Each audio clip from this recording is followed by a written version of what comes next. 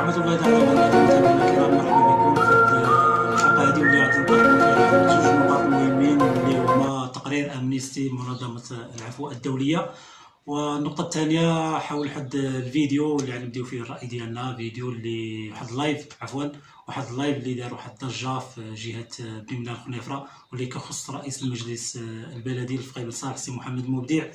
إذا بداية نبداو بالتقرير واللي الحكومة المغربية قالت في غضون يعني ما يقارب 30 ساعة أن ما تلقاتش شي دليل مادي من عند منظمة العفو الدولية حول التقرير ديالها واللي كتهم فيه المغرب كيف ما كيعرف الجميع. التقرير هذا اللي تطرق لمجموعة ديال النقاط اللي طرق لها واللي كيقول بأن من المغرب كيستعمل فيها واحد النوع ديال التجسس، واحد النوع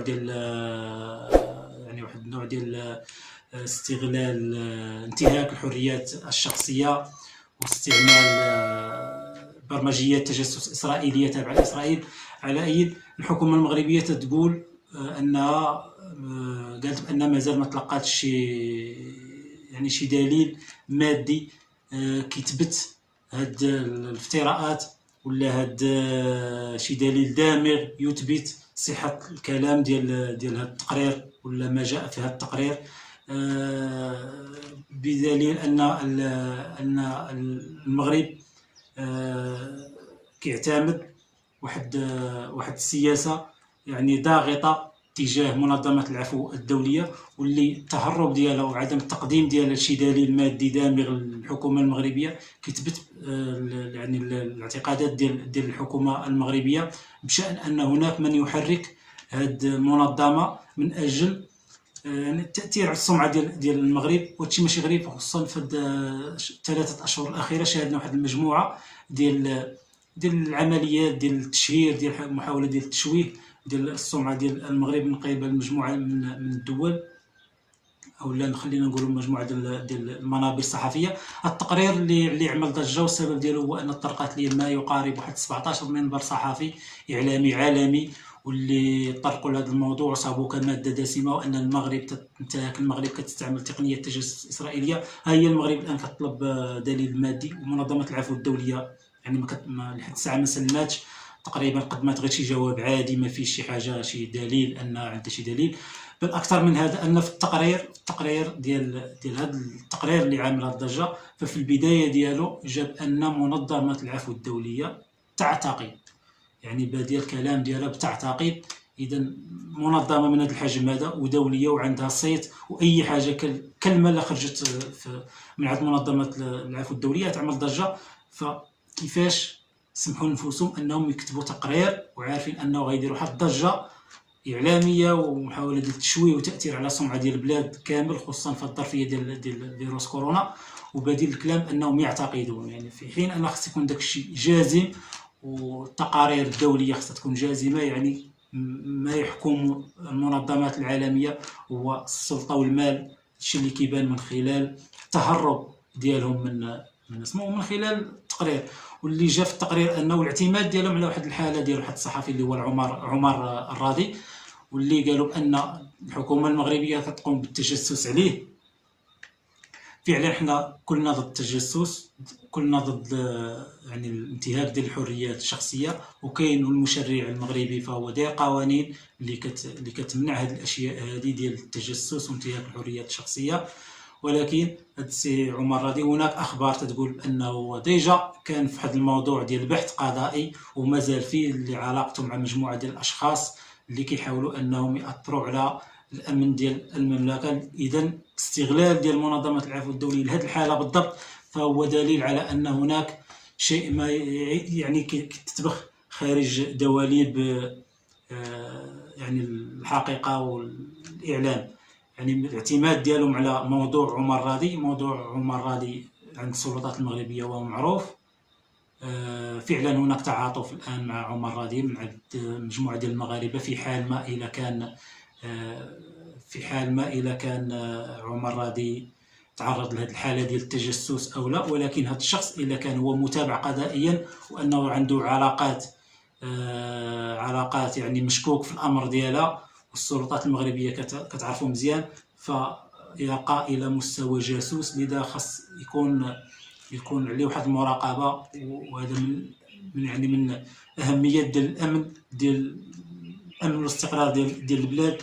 لهذا فكاع جميع الفيديوهات اللي كنشاهدوا الان على يوتيوب وعلى فيسبوك اللي كتستهدف السمعه ديال المغرب لا من طرف الاشقاء، بلا ما نبداو نساهموا في الفتنه، لان شاهدنا مجموعه ديال الفيديوهات ديال الاشقاء من دول مجاوره ومن دول عربيه ومن مجموعه ديال المناطق كيتهموا فيها المغرب باستعمال تقنيات ولا برمجيات ديال NSO ديال الشركه التابعه لاسرائيل.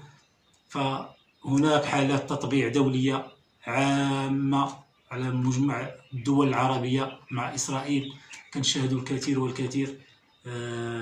لكن اللي كيهمنا الان هو غياب الدليل المادي اللي كيثبت هاد الافتراءات والمزاعم الغربيه. ونمشيو للنقطه الثانيه اللي كتخص محمد مبدع رئيس المجلس البلديه لفقيه بن صالح، واللي داروا واحد اللايف وعملوا واحد الضجه في جهه بني ملال خنيفره. هذا اللايف هذا اللي يعني عرف مشاهدات كثيره وعرف مجموعه ديال الاشياء وانتقادات. هناك من يقول بان هذا اللايف يعني المشكل عنده علاقه بالانتخابات او الخروج من اجل الظهور من اجل الانتخابات، لكل اسبابه. لكن هذه الاشياء والتشكيك انا ما معاش هذا الراي. بالعكس، انا كنتمنى ان جميع الناس مسؤولين، الناس يعني الرؤساء ديال الجماعات، رؤساء ديال مجالس بلديه، ناس مسؤولين بهذا المعنى هذا، انهم يوليو يخرجوا ويوضحوا مجموعه ديال الاشياء. لما لا تكون مواقع مثلا لجماعه الفلانيه ان يكون عندها موقع على فيسبوك يمثلها وتولي يعني يكون تواصل بهذا الشكل هذا، لان الانترنت هو مجال حقيقي ومجال كاين، ماشي ديك الكلمه ديال العالم الافتراضي، ديك مجرد كلمه، هو ماده تستغل من طرف جميع الدول الان في التواصل وفي ايصال البرامج وايصال مجموعه ديال الاشياء.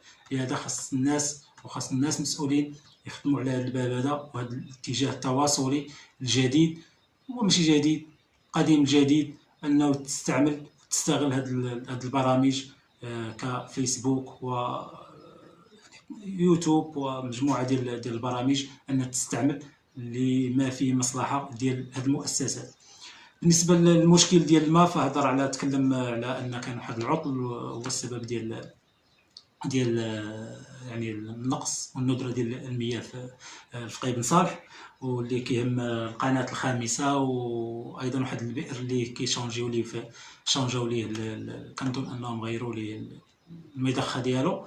ولكن هاد الاشياء هذه جميل جدا ان هذيك الخرجه خرجتي باش توضح لنا وتهضر وتقول لنا بان هادشي، ولكن واش ما كتشوفش معايا بان هاد المشاكل وهاد الاشياء خاص الناس الوصيين والشركات اللي مسؤوله على هاد الاشياء انها دير مراقبه قبل ما يدخل الصيف وقبل ما يعطينا الصيف براسو، ماشي تدخل الصيف عاد اجي كونترولي او لا خسرت هادي او لا وقع هادشي ولا هادشي. نورمالمون خاصو يكون ديجا مراقب ودار واحد الصيانه وباش الخدمه تكون اكزاكت، لان الصيف هذا داخل، هذوك الناس ما عندهم ما عاد يراقبوا ما عاد المسائل ديالهم، ماشي هو الواحد هما يتخلصوا في الماء ويتخلصوا خاص الناس تأدي الواجب ديالها والعمل ديالها قبل كل شيء. جميل جدا ديك الخرجه، ولكن بحال ما هاد الاشياء خاصها تكون كتعرف واحد الكونترول قبل.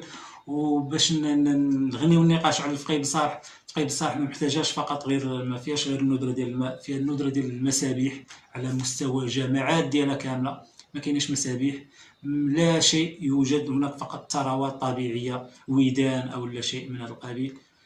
ما كاينش مجموعه ديال الاشياء، مجموعه هناك يعني كاين الطرقان الناس يعني كاين اصلاحات، كاين طرق، كاين مجموعه ديال الاشياء يعني تصلحت بزاف ديال الحوايج، التهيئه ديال المدارات، مجموعه ديال الاشياء، ولكن ما كايناش شي حوايج اللي كتخدم الشباب وكتخدم يعني ما كاينينش كما قلنا المسابيح، ما كاينينش دور الثقافه، ما كاينينش انديه رياضيه، ما كاينينش بزاف ديال الاشياء، ما كاينش شي مؤسسه تعليميه على مستوى الوطني تحتضن الفقيه بن صالح. على الرغم من أن الفقيه بن صالح على مستوى الجهة فعنده ثروات كثيرة، وتقريبا الرقم واحد على مستوى الجهة، بل أكثر من هذا كتصدر العالمية تقريبا في النسبة ديال الإنتاج ديال الفوسفات، كتصدر على المستوى الأفريقي كذلك، على مستوى ديال الشرفة الفرشة المائية. ففقيه بن صالح يعني عدة مؤهلات وعدة أشياء، وعلى مستوى أيضا التحويلات ديال العملة الصعبة. لهذا خاص الفقيه بن صالح تعطى المكانة ديالها، وتنتمناو أننا نشوف المسؤولين اخرين يخرجوا ويتكلموا ويهضروا على هذا الباب هذا ويتناقشوا، لأن موضوع الساعة الناس ديال الفقيه بن صالح بغاو يشوفوا عملات الفقيه بن صالح في الريادة، ولما لا أننا نشوفوا مؤسسة تعليمية كبيرة. نتمناو أننا نشوفوا شي مؤسسة تعليمية كبرى وطنية كبرى تكون في عملات الفقيه بن صالح، لأن الفقيه بن صالح تستحق. بهذه الأمنية هذه تنختم الحلقة ديال اليوم. كنتمنى أنكم تشتركوا في قناة الواقع تي في 2 باش يوصلكم المزيد إن شاء الله، بحول الله، والسلام عليكم.